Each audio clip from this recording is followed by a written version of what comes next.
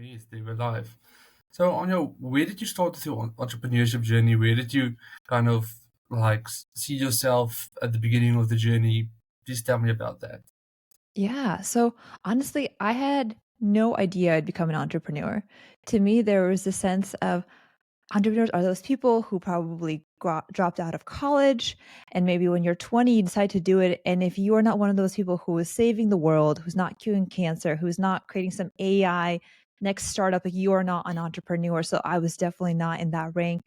But I did make some progress professionally. So I did go from companies like Amazon, then I found myself at Meta. And I remember distinctly that even when I started working at Meta, I was like, there's no way I could start working there. When I was interviewing, there's like, oh, there's no way there's going to hire me. But that happened. And it was one of those reflection points where something so distant becomes possible. And because you just, build that path. And during my journey at Meta, there was still the sense that on paper, everything looks really good. So on paper, I have all the check boxes, the career, the family, the money.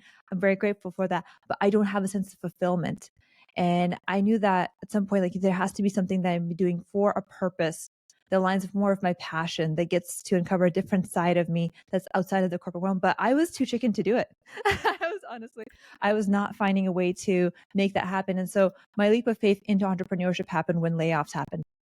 So layoffs were looming around Meta, and there was a point where I was really stressed about it. But then there was a point I looked at, if this is an opportunity for me, what can I make out of it? So I decided to see that as opportunity to stop all my BS about why I can't do something and just dive in. And it's been such a wild journey. Definitely points that were, challenging. There's moments of self-doubt and fear. Yet I've just uncovered how incredible it is to go on this journey. I've uncovered how you find more about yourself and who you are in the world. I find that entrepreneurship is this most challenging journey, not because of just the things that you do for other people, but it's an inner journey where the things that are going to stop you aren't the things that are just, financial. It's like your self doubt, your fears are going to stop you much earlier than anything else factual. So that's been my journey, is that honestly, just things lined up where I had the sense I could be doing more, but I was too chicken to start. And then this, life event, when you're ready, the life prepares you, kicked me out of Meta, and I just decided to go for it. And it's been incredible. And I'm happy to jump into any part of that. But that's been my journey so far. Okay, and then as you said, it was kind of like, I wouldn't say forced upon you, but just kind of like something that you had to do in your life. And Yeah.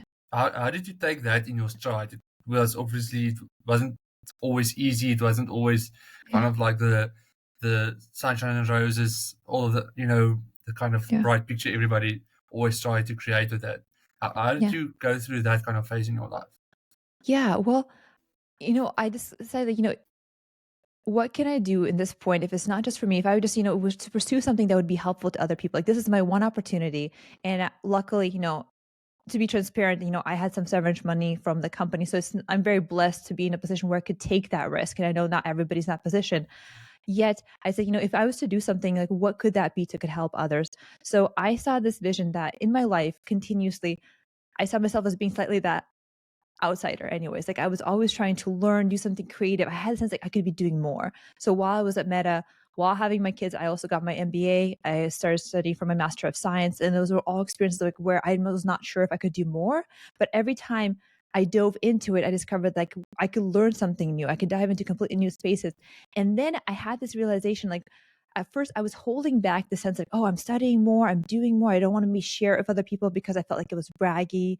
And then I realized like once I started sharing with a few people that they were empowered, that by sharing a little bit about what I'm doing that's a little bit out there on a unique path, that they actually were grateful and saw more of their own capacity being realized through that, visualization of people around them doing something different. So I said, if I was to do something purposeful, what if I create a resource for other people who felt maybe they're a little bit out there, they're a little too much, they're a little bit too unique. And so that's where the idea of the podcast started. Like, I wasn't sure what was going to happen, but I had the sense that if I could create this resource for other people where I'm sharing, other people's journeys, I'm sharing inspiration, like that would be a good way for me to get into my own journey where I'm learning, where I'm helping others. So that's where the catalyst like happened, like just this vision, like my own journey of feeling like I'm a little too much. I didn't have people around me who were quite like that, and feeling that could help others too. Around that, I had no idea how this would happen. I started going on LinkedIn just factually, that's where I had most amount of connections through my previous work as a recruiter and then business analyst at Meta. And I just reached out to people like, hey, I have this vision. I have nothing to prove it. I have no podcast experience. I just lost my job. But I have this vision where I want to inspire people with the real journeys of entrepreneurship. I want to share the real struggles because too often we share, like you said, on social, just the good things, the highlights, right? What's going well. And so if somebody sees that and they're not feeling that they can relate to that, it's very discouraging. That's why I think like I had the sense like I can't be an entrepreneur because I'm not XYZ. I'm not like the wallpaper you see on social. And so for me, the entrepreneurship journey was like this very incredible transformation where I could see like, how can I make an impact in the world that's truly mine? I got to see just how much of the journey and this whole process is very inner focused. Again, we think about entrepreneurship just being about making money, but really, I just learned how much of it requires you to readapt and refocus on what's holding you back. What are your limits? What are your constraints? What's truly not serving you? Because no longer do you have the constraint of corporate. Like, I had to confront that. The things where I was working at Meta, I was like, oh, I'm working too much. Oh, da, da, da, da. Oh, this is not working. Well, it's easy to say, well, it's because I have these demands, these promotions, these goals that are imposed on me. And then when you create those scenarios without anybody being your boss, you have a hard look at yourself in the mirror, like, well, what's really not serving you? Because it's not external, right? The other thing that's really been so tremendous is the power of connection. I realized just how powerful it is to be able to connect people around the world for good cause. Like I know I'm probably on episode 55 that came out last week right now. Entrepreneurs around the world, the majority of which I had no connection with before this. The majority of people that are now on my path who inspire me, I had no clue how I would meet them months ago. And they just came about because I had this sense like, oh, I could help a little bit. I have this something like I didn't expect anything, but I reached out and then I asked for referrals and I just shared my vision, want to help. And like incredible things have happened. My life has changed. Like the opportunities I'm getting because of that have been remarkable. And I just want to reiterate to you, to all the listeners, like so much is possible if we stop limiting ourselves because of the role that I have or where I'm at or what I think is possible right now. And we just like, well, what if I could dream bigger? What if I leave this corporate realm and like think about like what could really bring me to life? And then I start connecting myself with people like that. Because one other dream I had is like, how do I find the connection network that inspires me? I didn't have any of that. I didn't have entrepreneurs in my family. I was a foreign kid. So like my mom was in the US where I'm right now. The rest of my family is in Russia who I have very grateful, supportive family, but they're out there, they don't quite understand what I'm going through, different life things. But here I was able to just find this absolutely new network who people like I chat with on WhatsApp almost daily. From my good friend right now is in the UK who I chat daily about like solopreneur, entrepreneurship stuff. We're building a course, we're building a retreat together. Like, who would have known? Like this year, in the matter of months, I'm applying for my first TED Talk. I submitted my podcast for a award. I've Well learned to done, do well all these done. things, like, who knows from where, and it's just, like, life has changed, and it's not about its challenges, like, there are days I work way too long, and I'm still figuring out the balance, but there's just no turning back. Like, once you open the gate of possibility, things might change, things might there might be plans B, C, D, but you never lose sight of the purpose and what's bringing you to life once you have it, so that's very long.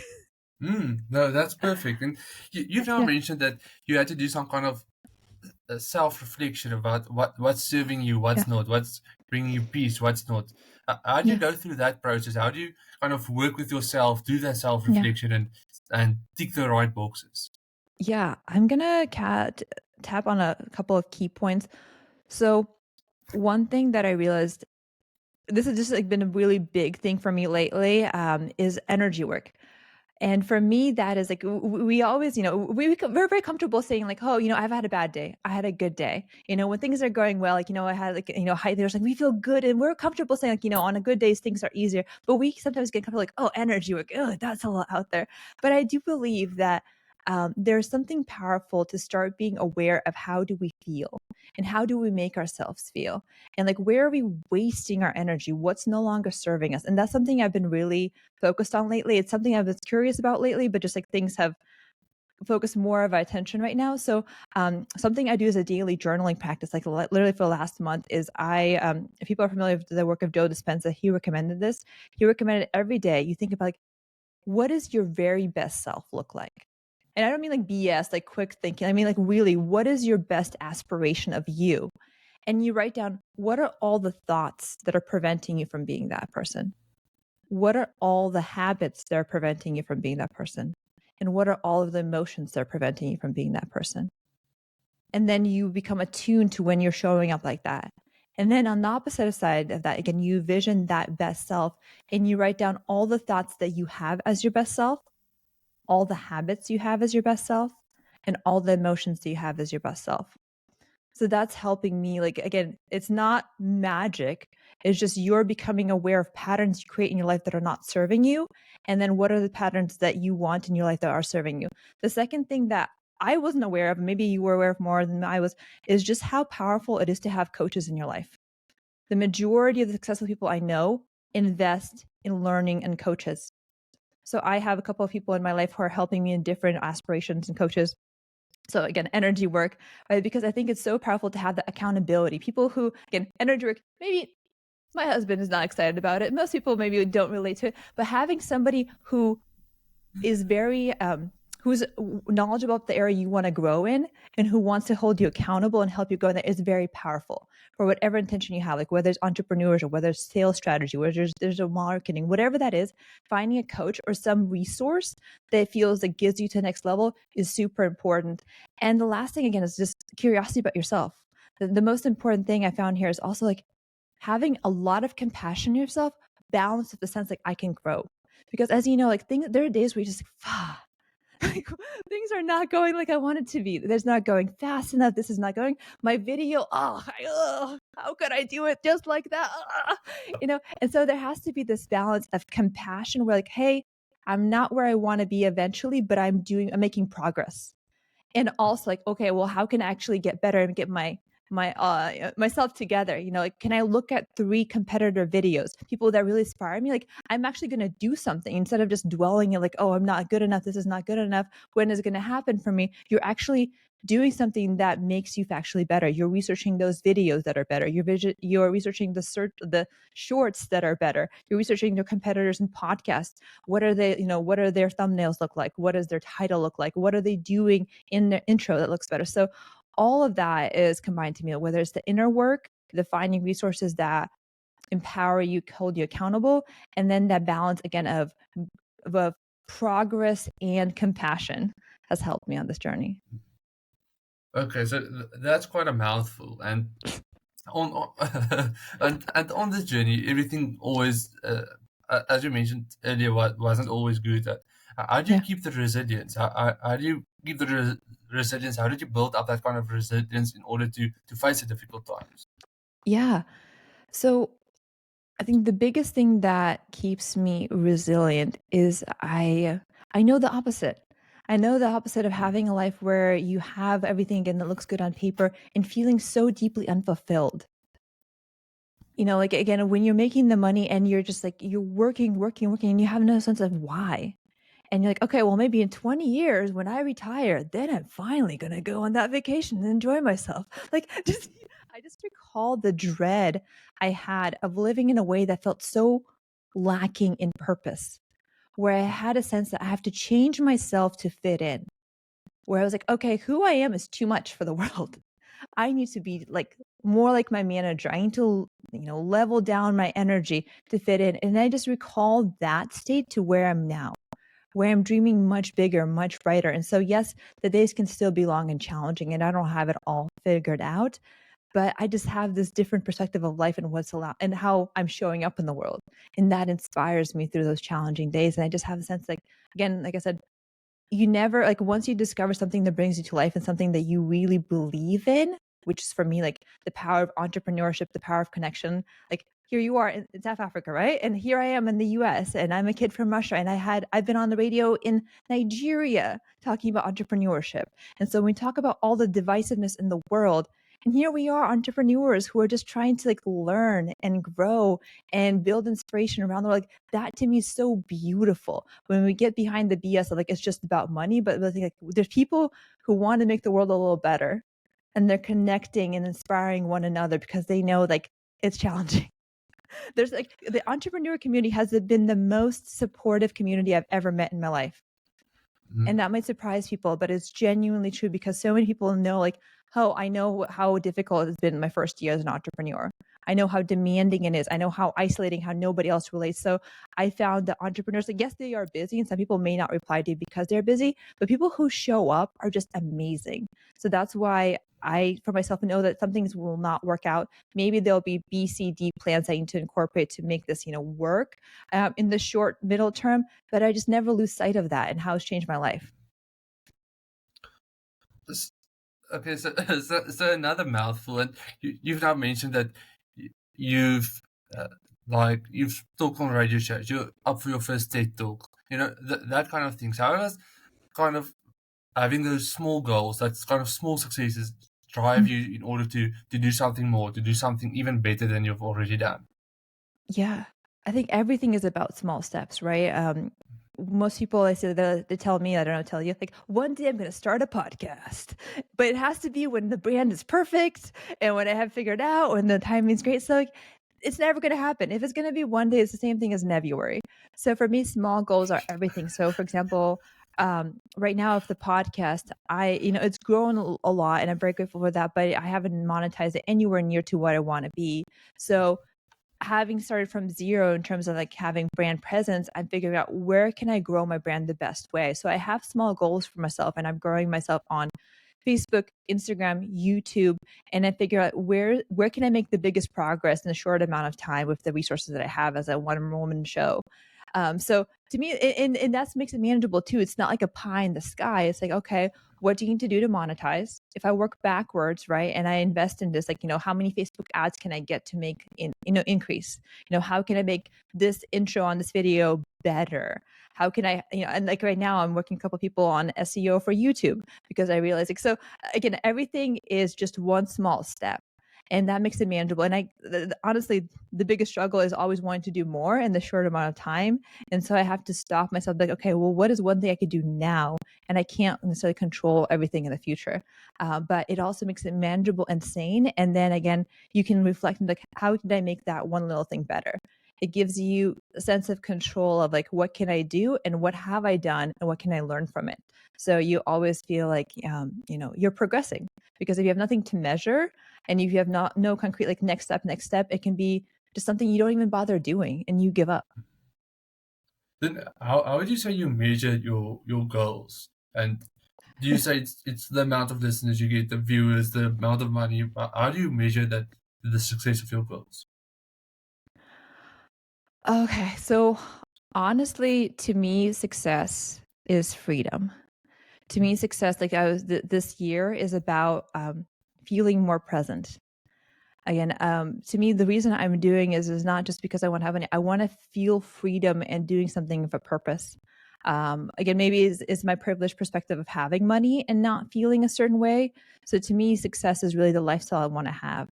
And everything I'm doing is laying the foundation of, like, how can I do work that brings me joy and that serves others in some way that I can uniquely show up and do.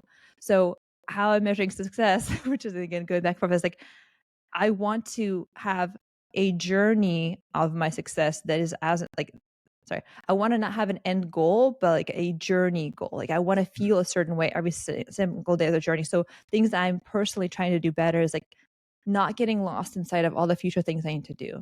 How can I be present in the moment?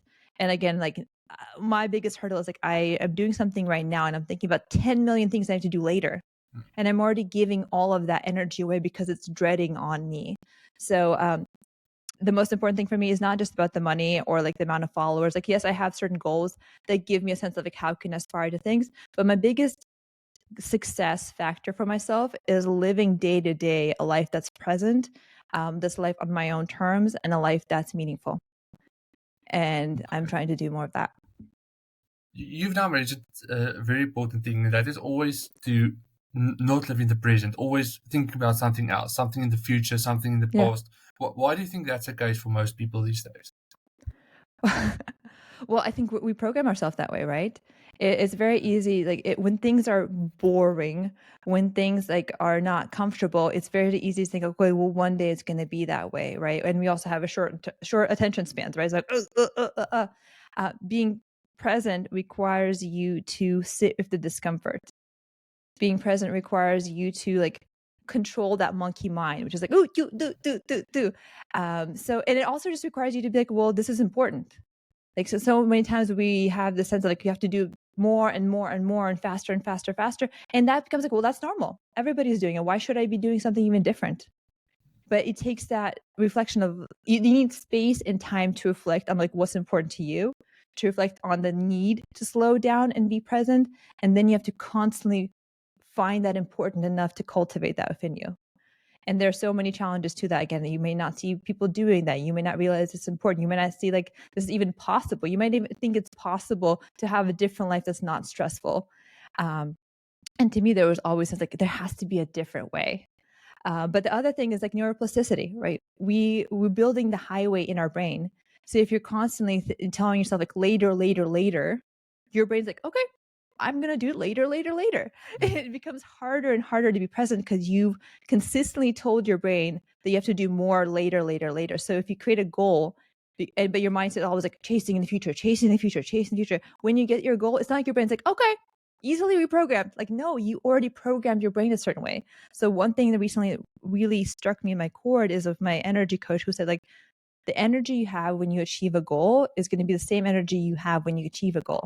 So that struck me because I was always a very high achiever, but I always was burning out achieving a goal. And I was like, why is this not changing when the goal is achieved? Because the way I was getting there was in a certain way, and I was cultivating that mindset, and it still keeps going. The programming is still there, even when you're done with that one goal. Okay, now that's another important thing you just kind of mentioned, and that is when you reach your goal, you don't feel that kind of fulfillment that you need to have, and Yeah. you don't really. When you work towards it, you always say, okay, when this is done, I'm going to feel this way, and then I can take a break. Then I'm going to go on a vacation, Yeah. as you said. And it never happens. And do you think this is all because of the life that we're currently living, the kind of fast-paced corporate kind of life? Or what do you think? I think we get comfortable putting off living, right? We think like, one day we'll have that time, one day we'll have the money, and I think it just takes that self-reflection to be like, that's not necessarily true, right? That in a way we get comfortable telling ourselves that, but it's not serving us. I think it, again, comes back to creating space and reflection, realizing what's actually serving you and why are you doing things. Because I think a lot of times we're serving goals that are not even our own. They're just picked up because it's hard to go against the grain for so many different reasons. Whether it's because you feel like, hey, well, everybody's doing it. Why should I do something different? Everybody else seems to be okay. Who am I to stand out? How would people even respond to me if I choose to do something different, think a little bit differently, do that? And so there's a lot of things that you have to discover about yourself and your values in order to decide that you can do something different. And there's also has to be this reflection, like what's actually important to me, and then how am I honoring those things that are important to me throughout the journey of my life? Because if you realize, like, hey, what's really, really important to me is a sense of freedom, the sense of spending time with my family, the sense of doing that, then you're like, well, if that is really, truly important to me, well, how am I dedicating my time and resources to that? And I'm not perfect at that either, but it's just something where if I'm really, truly focusing on freedom, spending time with my family, then, crushing my soul for 10 years and spending few times on vacation is not fully aligned to that.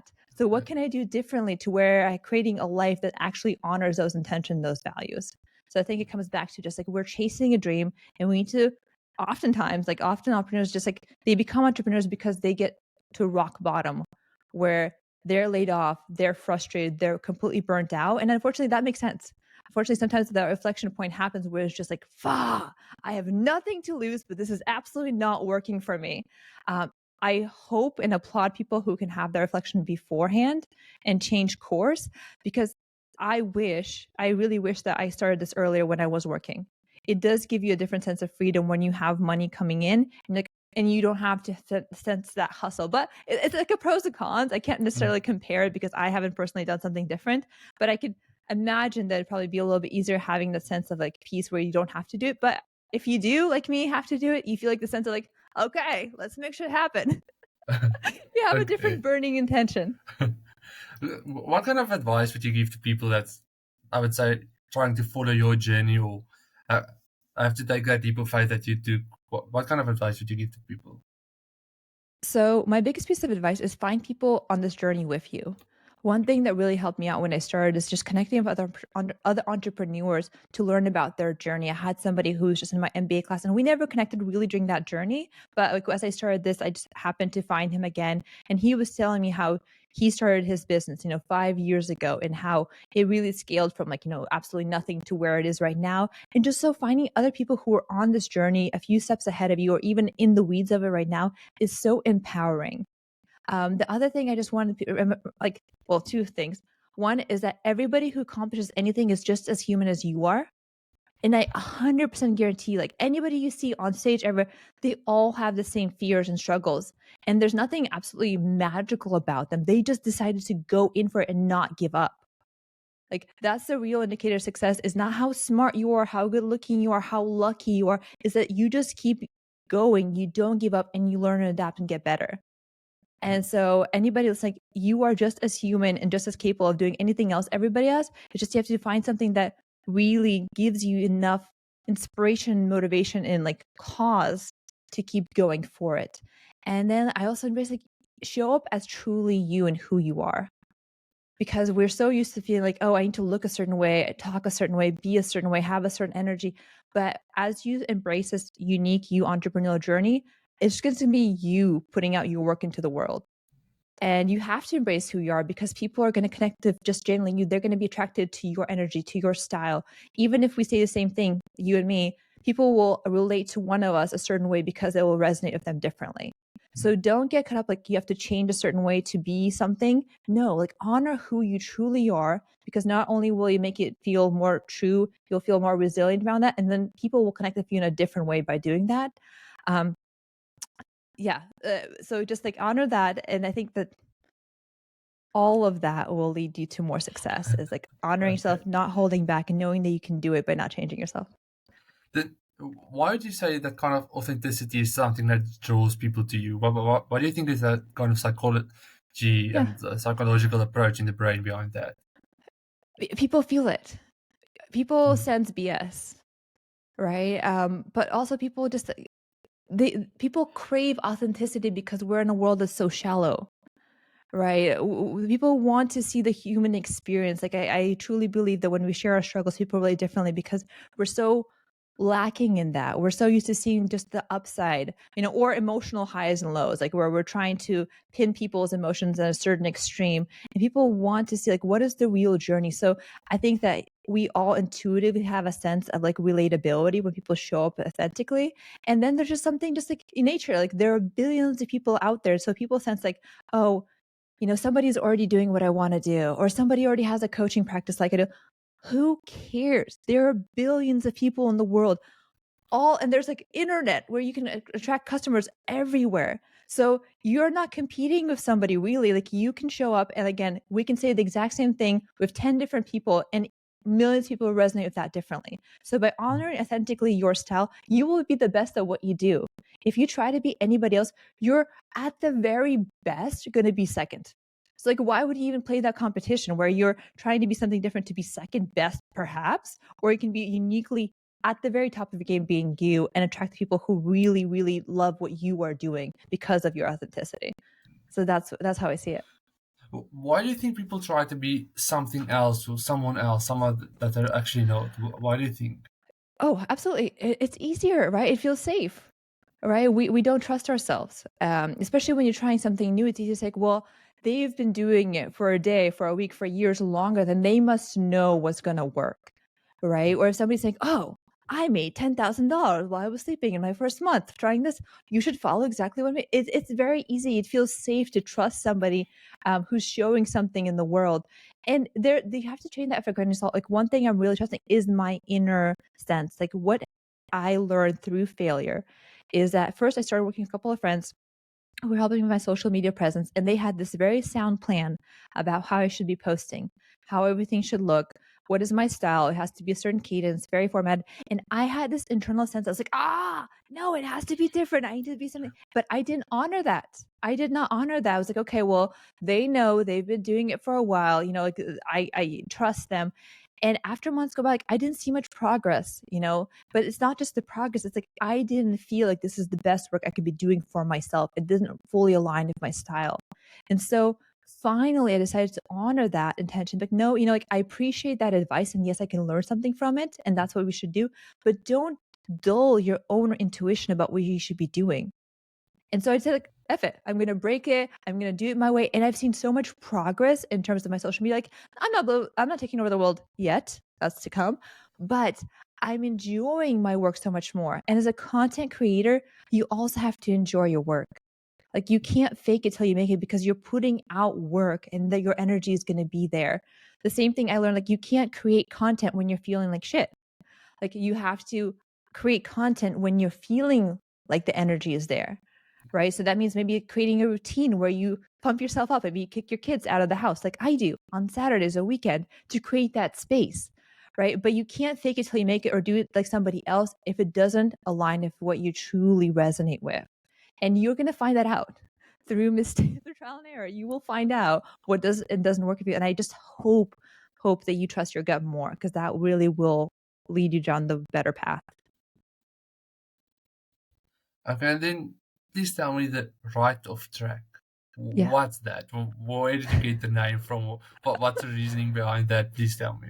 Yeah, thank you. So Right Off Track is the name of my podcast now. It's called Right Off Track Entrepreneurs of Purpose. That's my social media handle on all the socials. So follow me, shameless plug. But right off track stems from a sense that we often think that if we're off track, if we're doing something different than other people, then that's wrong.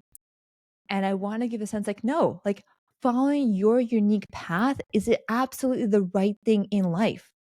Like that is the path to fulfillment. That is the path to living fully. Like I don't see a pandemic of overwhelming happiness in the world. And yet most people are following their 9 to 5 path. They're climbing the ladder, they're going to school, they're doing all the checkbox things, and yet it's not serving people for the most part.